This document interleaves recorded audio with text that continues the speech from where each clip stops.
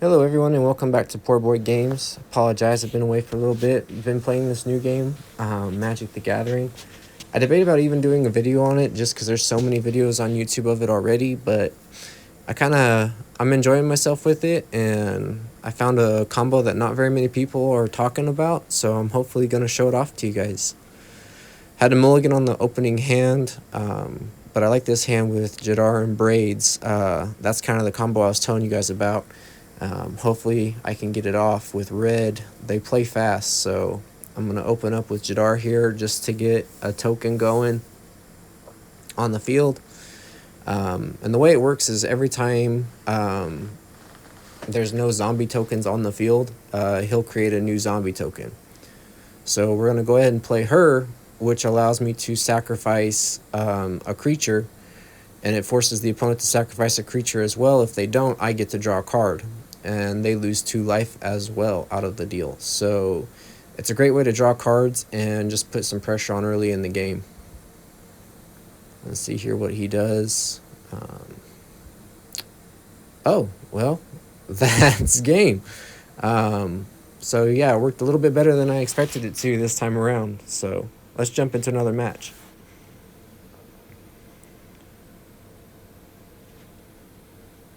All right, so this time around, just kind of got some stuff. I do like the opening hand, though, with Assemble the Team, because it lets me pick any card from the top third of my library. So, and with only 2 mana, I get to play that pretty early to pick a choice. So let's see here. What do we got? Wow, a lot of land. We'll go ahead and take Jadar just to get that combo going. There's a couple other combos with him in this deck. He's kind of like our mainstay. There are a couple of other cards in the deck that do the same thing that he does. It's just he does it the best. So I'm not going to substitute anything for the best. Shadow Spear. So it causes me to lose Hexproof and Indestructible, but that works out because I'm trying to sacrifice creatures. And they're also playing a meld deck here, so they're going to try and meld their cards together. So they're going to be in for a rude awakening, especially once we get everything assembled. We're going to go ahead and throw this insect card. I forget the name of it right off the top of my head. But what it does is every time an opponent or you sacrifice a non-token creature, it makes an insect. Every time an insect attacks, it drains them for 1 life, and I gain a life. So it'll help me to recover some life if they decide to swing in and get me some extra health. Okay, so they're really pumping that one up, but they're not going to attack with it. And going to throw Grave Pact. So this is the other combo I was talking about that's in the deck that's kind of like a backup combo. It works really good because with this zombie, every time it attacks, at the end of my turn, it sacrifices itself. So regardless of whether or not it lives or dies, it'll die at the end of the turn.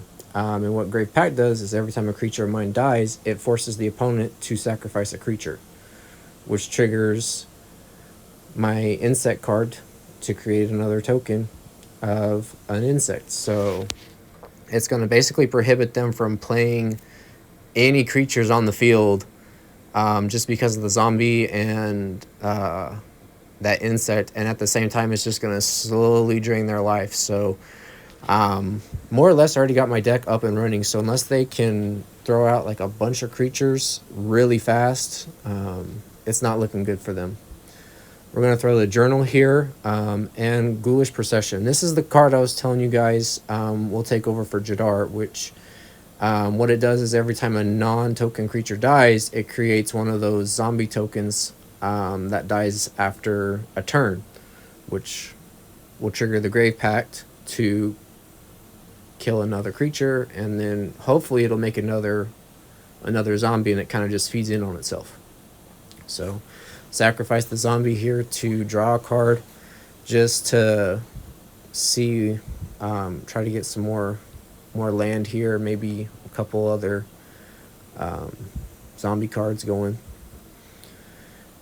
I do not have the auto order on just because of the fact of with the sacrificing going on between Braids and Jadar. I want to make sure that Jadar puts down a zombie before Braids activates, so that way I can sacrifice the zombie and it doesn't sacrifice my Jadar. So that's the only reason I have that on.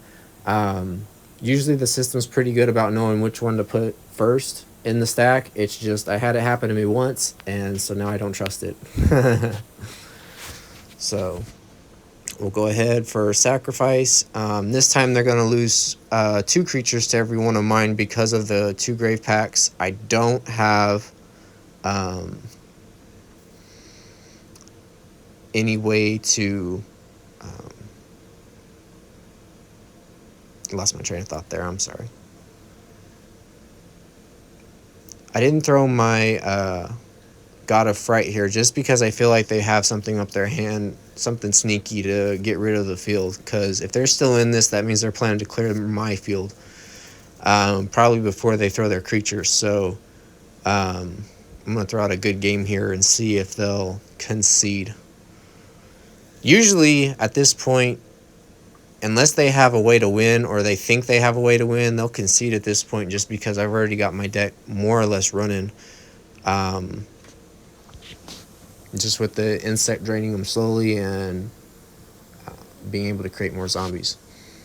So I'm going to cast Funeral Room here, which is every time a creature of mine dies, it drains them for 1 life and gives me a life. So it does the same thing as the insect, just a little bit more quickly. You're going to notice that in this deck, it pretty much the deck does the same thing, just in different ways. So it's all about trying to make sure my creatures die. That way their creatures die. And at the same time, whenever their creatures die, they start losing life. That's the plan. So they cast Celebration.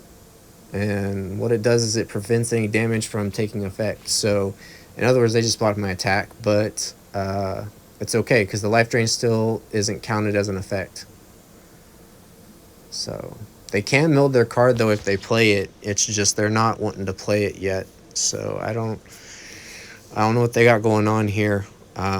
Again, I'm not going to throw my God of Fright just because I don't want them to clear the field and get that, and I also don't want them to know that we'll be able to take their stuff too. Let's see here, what do we got? I'll go ahead and get Doubling Season just so that way we create twice as many zombie tokens. Again, they die after 1 turn anyway, so it doesn't matter really how many we make because they're going to die. And basically, if they had creatures on the field with that many tokens being created every turn, it'll cause them to lose 4 creatures every turn, regardless of whether or not they actually kill any of mine. So they finally threw their card. They're going to buff it up, looks like. But unfortunately for them, this is game over because I'm going to throw my God of Fright now. As soon as I attack with the zombies, it'll die, and the God of Fright will kick in and actually take their creature from them. So I can actually... Oh, yeah, I can... So, yeah, I'll just kill them that way, and that'll also take care of their blocker. I'll put the God of Fright at the first just because I want them to know that I'm taking their creature. That way they can kind of see how the deck works. I do have Xander's Wake. What that does is every time a creature of mine dies, it creates a non-token. It basically just adds a card to the game that's a creature, so it makes certain that I always have a creature to play, regardless of whether or not I draw a creature. So just pick one at random, and yep, GG. Alrighty now. Alrighty, so we're in another match here. Mulligan on the first one. Don't really like that opening hand. Do have some interesting cards this time around. Gotta wait for the opponent to make their decision though. I do like Smeagol. It's not really that important to the deck. The only reason it's there is just to get some extra lands on the field. It does tie in nicely with the sacrifice feature of my deck, so it's one of those cards that a placeholder card, I guess, for until I find a better card. So we'll go ahead and get rid of Doubling Season just because I don't have Jadar to make those tokens early in the game, and it is a high cost card, so we'll save it for later. Gotta wait on the opponent. They have first. I think they have first pick, or either I do. Either they're still in their choosing phase of picking their cards, or they get to go first. Oh, nope, they're picking cards. Okay, so I'll open up with green just to lure them into a false sense of security. Hopefully, sometimes when they see black, if it doesn't work with their deck, they know it's going to be a lot of removal usually. So, and I drew Jadar, so I could have kept the Doubling Season, but usually my deck does not like me well enough to bet on it like that. I have to go with what I see. So, although it works out since I kept Smeagol, with the zombies dying every other turn, that will trigger his effect to steal a land from the opponent. So, let's see what they have. Players can't, or opponent can't gain life. So, a little annoying, but I don't have any way to gain life outside of the funeral room anyway. Really not that big of a deal. It's not the purpose of the game, or this deck, I should say, not the game. Purpose is to kill their creatures. So we'll see what they're playing with. Looks like they have a lot of removal, so they're going to try and kill a lot of my creatures, which that's going to work out nicely for me. Okay, so Jadar is dead, unfortunately. Rest in peace, good sir. You'll be missed. So we're going to throw the insect here, just because with them killing my creatures, I want them to, or I want to be able to make sure I have tokens coming back in to replace the creatures I'm losing. And hopefully it'll help take their eyes off of Smeagol to quit stealing their lands. So if I can steal enough lands, I can actually cast the secondary Awakening Hall for the Funeral Room, which brings back all creature cards from my graveyard to the battlefield. So that'll be nice. It'll just depend on if I can get enough creatures. Or not creatures, but if I can keep Smeagol in there long enough to get it activated. So I'm gonna go ahead and sacrifice Fumulus, just because I can't gain life anyway. So, and he's not really attacking without or menace. I have to block with 2 creatures, so it's not gonna prevent him from attacking me. And with not being able to gain life, it's not worth keeping on the field compared to Smeagol with the hope of bringing it back. We'll go ahead and cast Funeral Room, so when they do try to remove my creatures, it'll start killing them. Even if I don't gain the life from my creatures dying, they will still lose life. So even if I can't attack them because they can block, it'll hopefully discourage them from just out and out killing my important creatures too quickly. I'm just trying to discourage them at this point. It's just a matter of, I gotta block that. It's just a matter of discouraging them from trying to kill all of my creatures.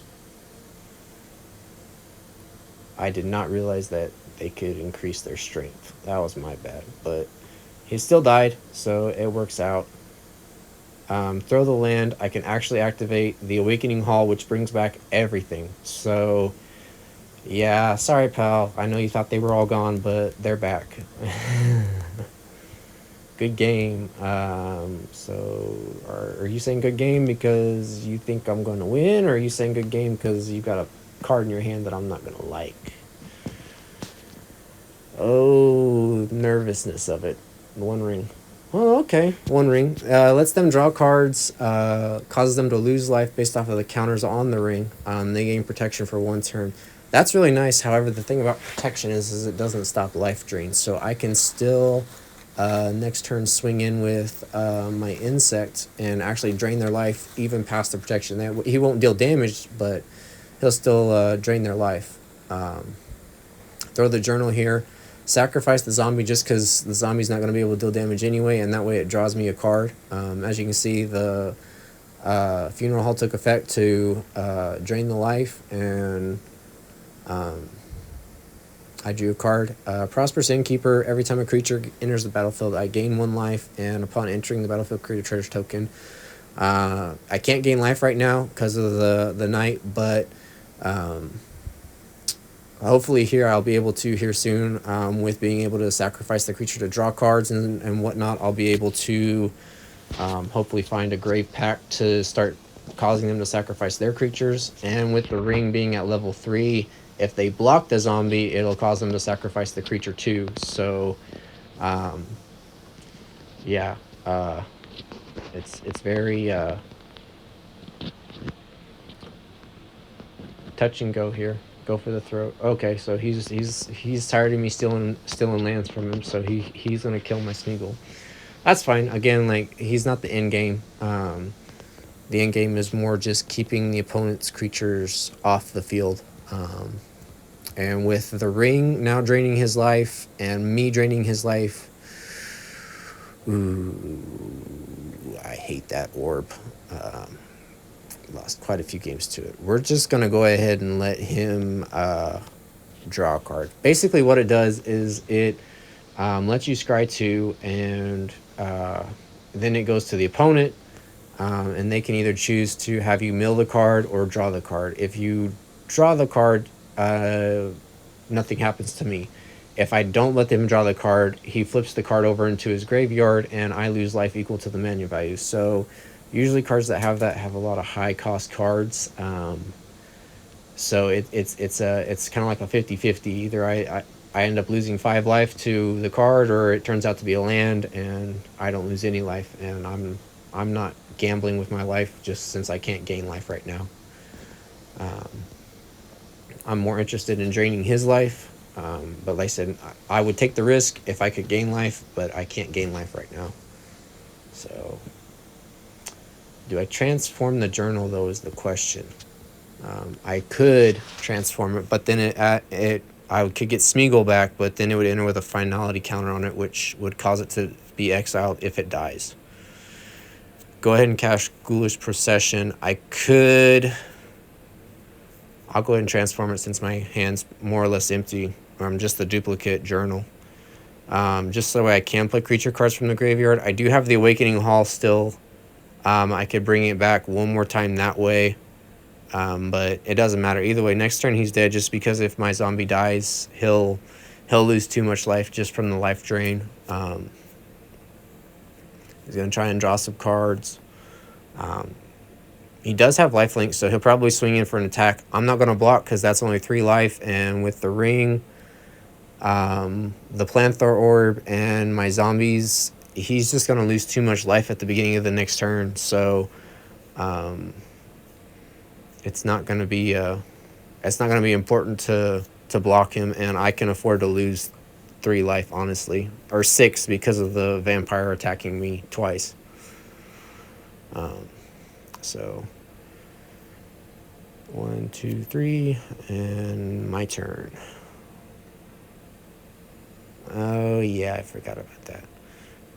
He can draw the card. Again, I'm not gonna lose my life just to try and stop him from getting a card, and when he's gonna be dead next turn anyway. So it's a non-issue.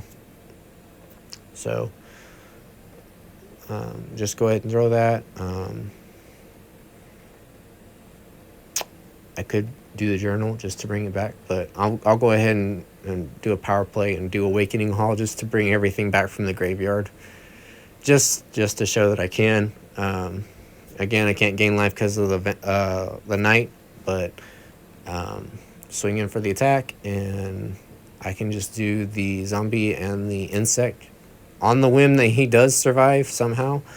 But either way, he's got the life drain. Okay, so yeah, he does have something for when it enters, return target creature card from the graveyard to your hand. Oh, well, that didn't do anything. I thought he was going to return my creature to my hand, but no, instead he just decided to play a card, I guess. Anyway, GG's. Alrighty, we are on probably going to be the last game this time around. So we've got nothing good in the first hand, but I kind of like this one here. Do I keep the Funeral Room or do I keep the Prosperous Innkeeper? Because the Innkeeper just gives me life, but the Funeral Room drains the opponent. I'm going to keep the Funeral Room just because I do have Jadar. And we'll open with a Swamp, and next turn we play the Forest. So, just wait for our turn. Yeah.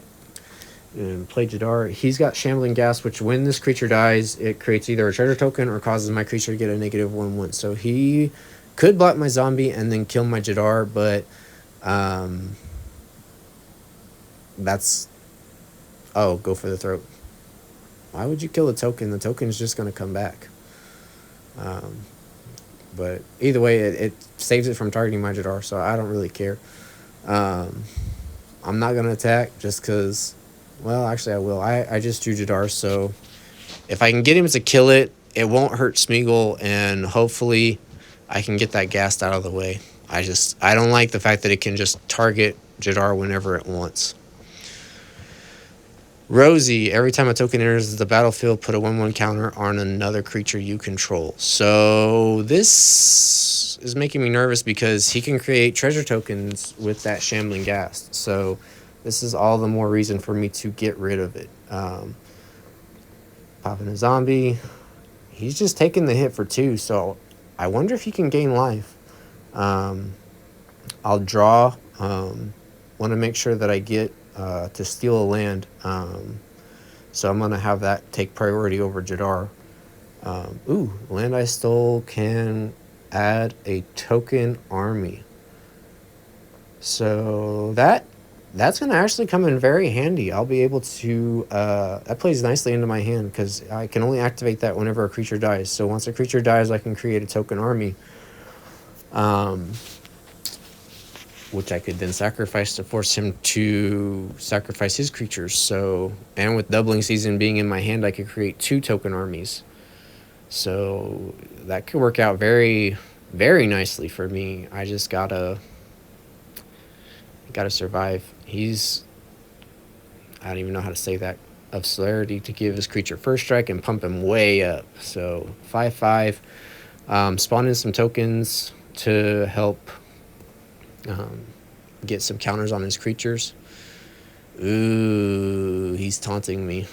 So, makes me wonder if he's got something up there. I do have the same pack as he does, so I can throw a little Western Dialogue right back at him. Funeral, steal a land, again, wanted to take priority just in case he does have some form of removal in his hand. I do want that to trigger first before it gets removed.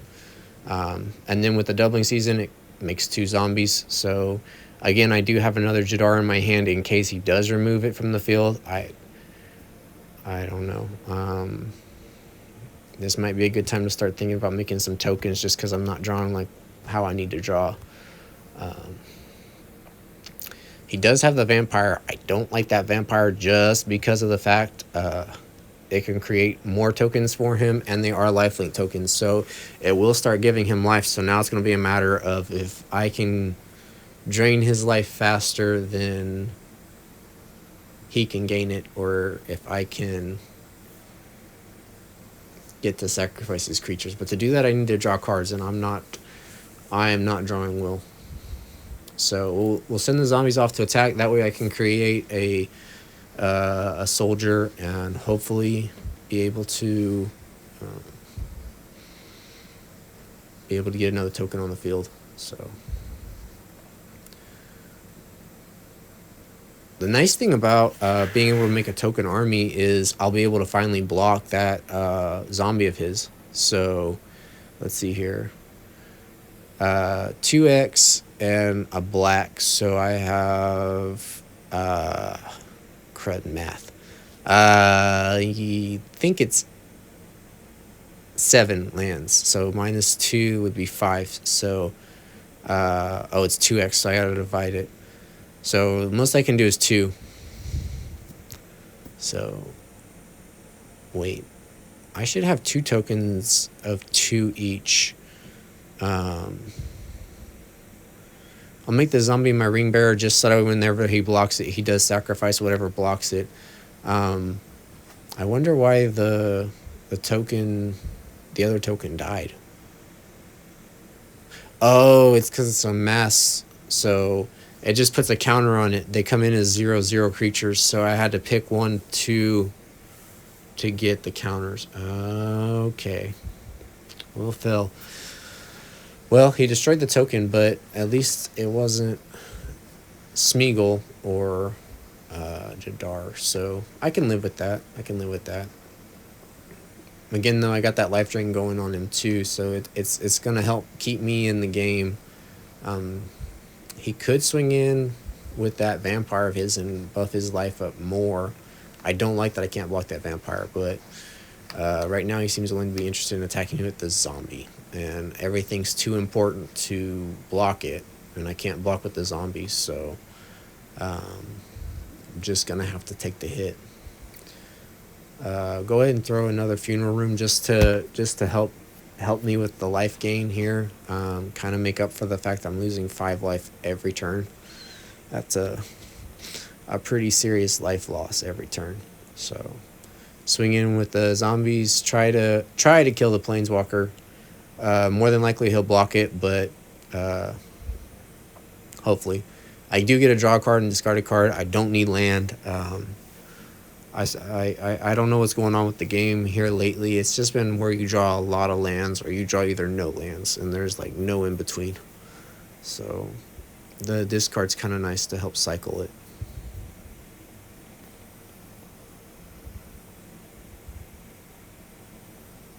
So activate this to create another token soldier. I can only do 5 again, so same one as last time, like 2 is what it's going to be. Have Smeagol activate first, just so I steal the land from him. And then I'll pick the soldier as my, or not the soldier, the token as my ring bearer, so that way if he does block it, he will have to sacrifice his creature. He can make another vampire token, which, again, I don't like, but I guess it can't really be helped.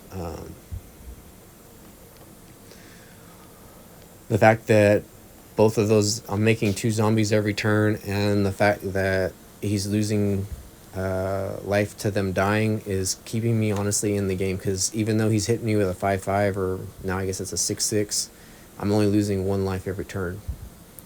So we're going to throw this slug here. What it does is every turn, at the end of each turn, puts a slug counter on every creature your opponent controls. Creatures with slug counters on them get -1/1.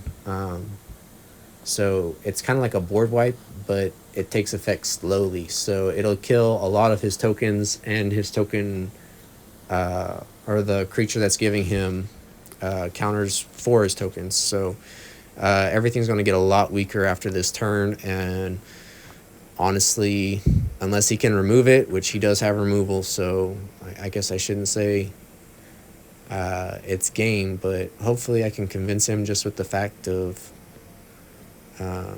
that I'll do him first, because I'm worried about him having removal. He did cast Fell before, so Fell will remove it, but looks like he doesn't have anything in his hand, and that just takes care of most of his board and drops that zombie back down to a 5/5. So at this point, I can just attack him directly, and he should be dead. So that should be game unless he board wipes. So nope. Got Rosie of the South, which makes a token to add counters. She's going to die at the end of his turn, though, just because of my creature. And what is this? Adore Flame of the West. Doesn't really do anything, but summons in a spirit whenever he attacks. But this is going to be the last turn, just because everything's going to die here. So all of his creatures are more or less dead. I got Braids. GG. He's saying good game. I say good game. And have the send 2 to the Planeswalker and the rest to him. I'm not going to attack with the Slug just because I don't want nothing to happen to either Jadar, Smeagol, or the Slug. And honestly, I could have attacked with the slug, with the token slugs, but I just didn't think to do that. Either way, with all these creatures dying, then the life drain, he's dead anyway, so I don't need to attack with all of them.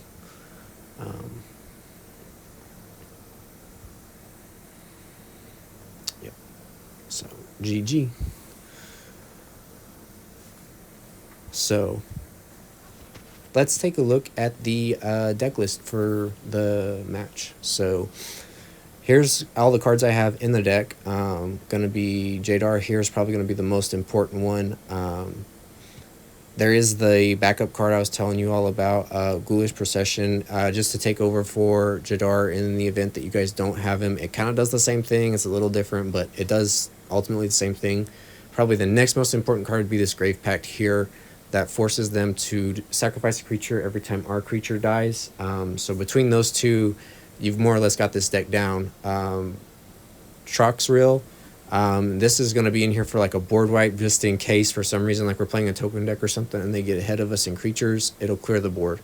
We got Liliana here for whenever our creature dies, we get to draw cards. So, and then Tigrid got a Fright to take their creatures from them. So it's just going to help smooth out the end game a whole lot quicker.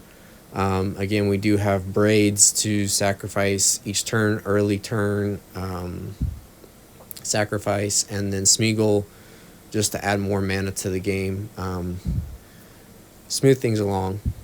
So anyway, I hope you all enjoyed the video, and I'll catch you all in the next one.